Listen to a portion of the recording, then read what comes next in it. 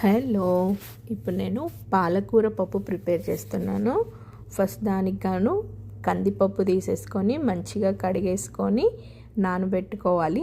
తర్వాత పాలకూరను కూడా మంచిగా కట్ చేసుకొని పెట్టుకోవాలి. ఇప్పుడు ఒక ప్రెషర్ కుక్కర్ తీసేసుకొని దాంట్లో పప్పు, కందిపప్పు, పాలకూర అండ్ పచ్చిమిరపకాయలు, కొత్తిమీర, చింతపండు, ఉల్లిపాయలు, పసుపు, జీలకర్ర ఇవన్నీ వేసేసుకొని నేను కుక్కర్లో పెట్టుకున్నాను. నేను యాక్చువల్గా వీడియో తీయడం మర్చిపోయాను, అందుకనే కుక్కర్లో అన్నీ వేసుకున్న తర్వాత చూపిస్తున్నాను.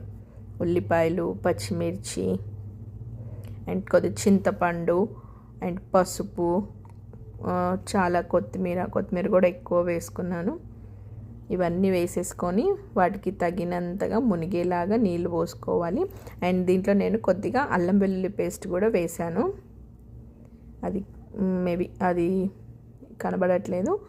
ఇప్పుడు నూనె కూడా వేసుకోవాలి కొద్దిగా పొంగకుండా.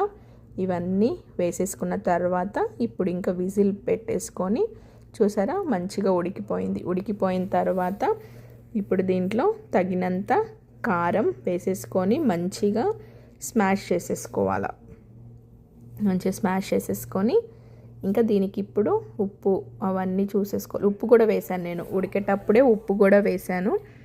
ఇంక ఇప్పుడు దీంట్లో మనం తాలింపు వేసుకోవాలి. తాలింపు కోసం ప్యాన్ తీసేసుకొని ఆయిల్ పెట్టేసి ఆవాలు, జీలకర్ర, ఎండుమిర్చి, అది క్రష్డ్ గార్లిక్, మంచిగా ఉల్లిపాయల్ని దంచేసి వేసేసుకోవాలి.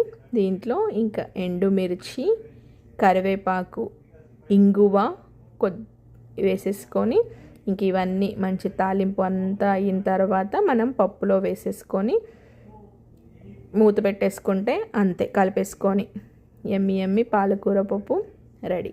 చూసారా ఇవన్నీ ఇలానే సేమ్ ప్రాసెస్ చేసేసుకోండి, చాలా మంచిగా ఉంటుంది పప్పు.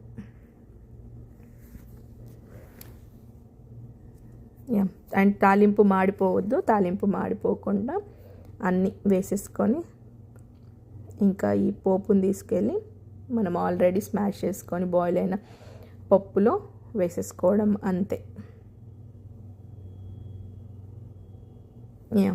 That's it. ఎమ్మి పాలకూర పప్పు రెడీ.